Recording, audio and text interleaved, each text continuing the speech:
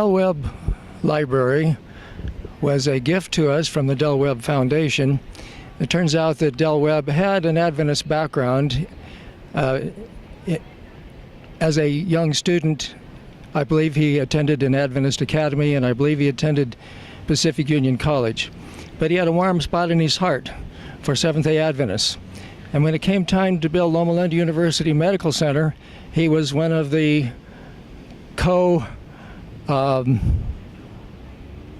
co-builders. And so after he died and the Loma Linda and the Del Webb Foundation was organized, we contacted them. Knowing his feelings about us, they donated the $3.85 million for the Del Webb Library, and they even built it for us for that amount of money. To the left of that is the Vernier Radcliffe Memorial Library. This was opened in 1953. The first library we had was located up in the Recreation Hall, which we renamed Assembly Hall. The second library was located in the School of Medicine building, which we identified earlier, that was built in 1911. And then when Burton Hall was opened in 1934, it was never a dedicated church. It was always used for educational purposes and Saturday night entertainment. But on the bottom floor of Burton Hall was the college library from 1934 until 1953, when this library was opened. Next to that, also built in 1953, is the administration building, which was later named Percy T. McGann Hall. I'd like to tell you about Dr. McGann. Percy McGann and his colleague, Edward Sutherland, were both educators and ministers.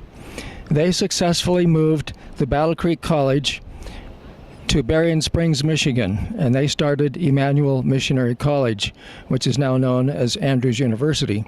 Then they moved to the south, to Tennessee, and they started the self-supporting work, which eventually became the Madison Sanitarium. While they were there, they talked a physician into becoming their medical director, and his name was Newton G. Evans. Dr. Evans had attended the American Medical Missionary College in Battle Creek, Michigan, but Dr. Kellogg wanted some of his students to finish somewhere else. He wanted to prove to the world that he was doing an excellent job in teaching physicians. So Newton Evans was graduated from Cornell University, and he became a pathologist. He joined the faculty of the University of Tennessee. So while he was working for McGann and Sutherland, he talked them both into becoming physicians. They were old men when they went to medical school. I mean, they were in their 40s, which is pretty old for going to medical school. They attended the University of Tennessee and also Vanderbilt University. They graduated from the University of Tennessee in 1913, the same year that we graduated our first physicians from the College of Medical Evangelists. Just a second. No, it was 1914. They graduated in 1914. The very next year, the denomination had a quandary, and that was, what are we going to do with the College of Medical Evangelists? We were seen to be sinking the denomination financially. We owed an astronomical $400,000. The church put together an ad hoc committee to decide or to make a recommendation, and they decided that in order to continue supporting the College of Medical Evangelists, they were going to have to bring back some foreign missionaries and turn their annual subsidies into Loma Linda. They were unwilling to do that.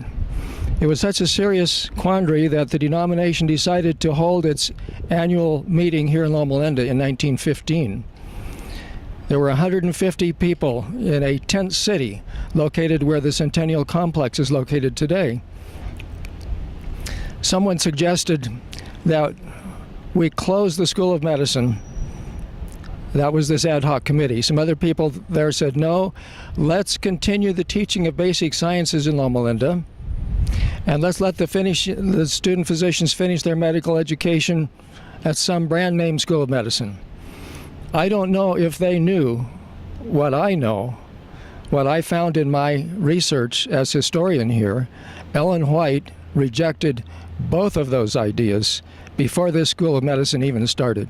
She said we need to have a full course School of Medicine for our Adventist young people. Well, there were several things that happened. One night, 4 non-delegate women knocked on the door and asked to be heard. They included Josephine Gatzian, a wealthy widow, Dr. Florence Keller, a surgeon from New Zealand, Mrs. Stephen Ann Haskell, a woman of faith and strong belief, and her sister, Mrs. Emma Gray. And they suggested that the denomination continue a full course School of Medicine and that the women of the church raise the money for a clinical hospital in Los Angeles to be named after their sister, who had just died a few months before. So when it was opened, the money was raised by the women of the church, who raised $61,000 for the 61-bed Ellen G. White Memorial Hospital in East Los Angeles. It has just undergone a major overhaul. It did in 1937. They built the first earthquake-proof, fire-proof hospital in Los Angeles, and now they're celebrating their 100th anniversary because they're linking their history to the 1913 outpatient dispensary that we started, the College of Medical Evangelists started in 1913. So McGann came out here with Newton Evans, who by that time had joined the faculty of the College of Medical Evangelists. And when he saw what was about to happen, that people were trying to close the School of Medicine, he couldn't control himself. You need to know to appreciate this, that he was also known as a fighting Irishman. What I'm about to tell you I got from a wire recording that was made at Camp Cedar Falls in 1949 by Edward Sutherland. He said he let out all he could put out, and he told the people here what student physicians would be up against at worldly schools of medicine. Those people who wanted to close the School of Medicine couldn't answer his objections. And those people who were pulling for the school took a new grip. One old gentleman stood up at the front of the audience. He said, "You know who I am. I'm George I. Butler." He said, "I used to be the president of the General Conference." And he says, "I have received more counsel from the servant of the Lord than anyone here." And he said most of it was critical. He said, "When we found that we followed her advice, we succeeded, and when we failed to follow her advice, we failed." And then he held up a quivering hand holding the testimonies regarding the starting of this School of Medicine. And he says, when it comes time for Brother Andrews, that was A.G. Daniels, the president of the General Conference and the chairman of the Board of Trustees, when it comes time for Brother Daniels to call for a vote, held up his shaking hand. This hand has not learned how to vote to close what God says should be open. And he sat down. When it came time for the vote, there was not one hand raised to close the College of Medical Evangelists. And from that moment forward, this institution has felt the support of the General Conference. The next building down is Griggs Hall, and that was known as the graduate school for many years. It now has Department of Psychology or Sociology, and it has the Department of Earth Sciences. And on the very end is Raymond Mortensen Hall, Physiology. And I have to say, I've done about 75 oral histories, and the old-timers remember several people who were their favorite professors. One of them was Harold Shryock, one of them was Dr. Carol Small, and one of them was Dr. Raymond Mortensen. He had the unusual ability to end each of his lectures as the closing bell rang. They were so well timed. In fact, one of our graduates, Dr. Wesley Keim, did caricatures of the faculty who were faculty when he was here, and the picture that he shows of Dr. Raymond Mortensen shows a bell in the background ringing. He was so well known for that. Now over here we have the College Church, which was renamed University Church in 1961 after the College of Medical Evangelists became Loma Linda University. It originally sat 2,250 people, and when I went in there to take some pictures recently, I thought about Ellen White's statement when she walked into the chapel for the first time. Remember, that was just within 5 years of the founding of the place by 35 people. It sat up to 750, and she said, "This is nice, but it's too small. You people have no idea what this place will become." We now have about 50 Seventh-day Adventist churches surrounding here, but this one is the largest congregation in North America now, with well over 6,000 members. And in the background is the School of Medicine.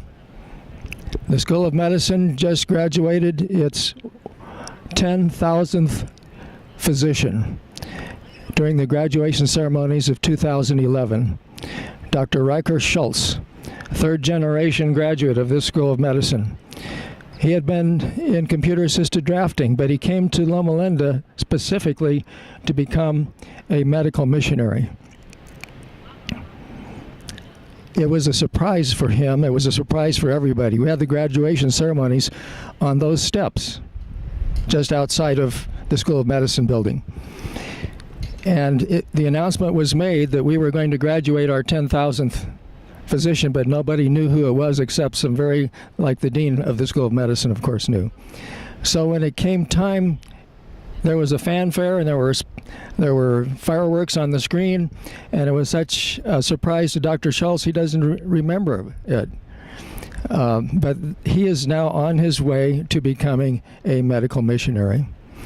And by the way, Dr. Roger Hadley, the dean of the School of Medicine, asked me to find out how that 10,000 ranked with all of the other schools of medicine in the area. I did the research myself. I found that that is 2,000 more. It's in excess of 2,000 more than any other school of medicine in the western United States. Some of the big name schools of medicine here in California have 5,000 and 7,000 graduates. But that's because this is the longest continuously accredited school of medicine in California. It was the 6th school of medicine in California when it started in 1905. And it was said to be impossible to start a school of medicine at that time.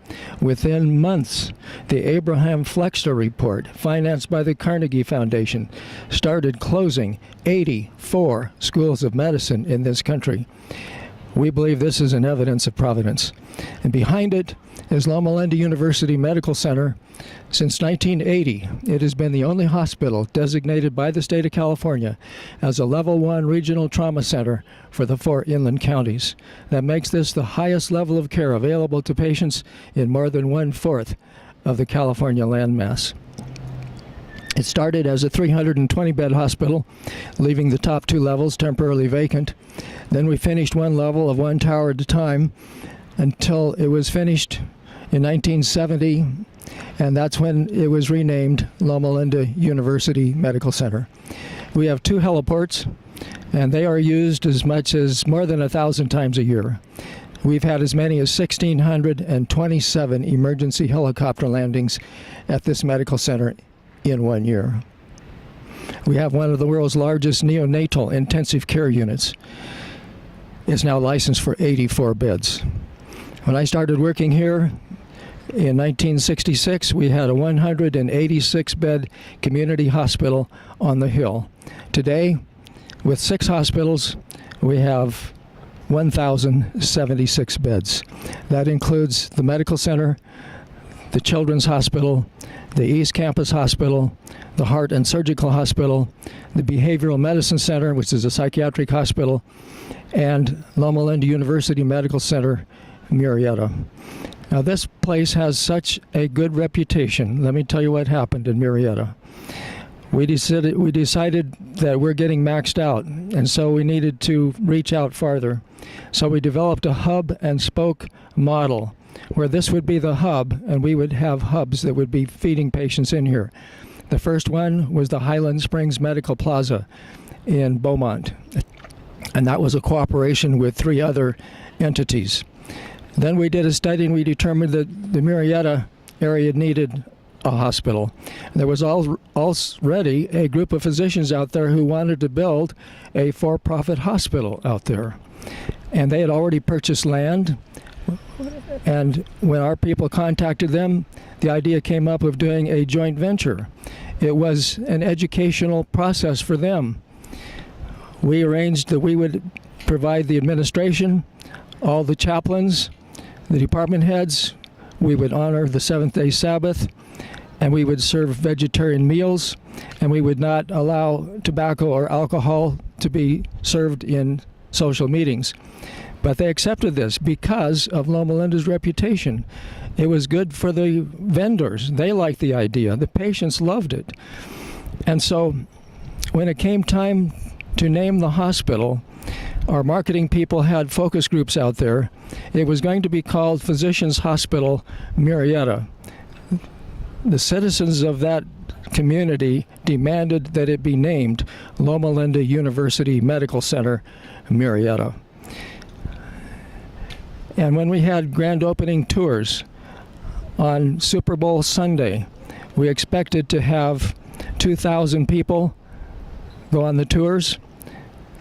10,000 showed up. We'd never seen anything like that. And in the meantime, the United States government came out with a new law which said that doctors cannot refer patients to themselves. And so we bought them out. It's all Loma Linda now. And in the lobby of that institution are the words, "To make man whole," our institution's motto, and there's a Christ statue, Christ and the Children, at the main entrance of Loma Linda University Medical Center, Murrieta.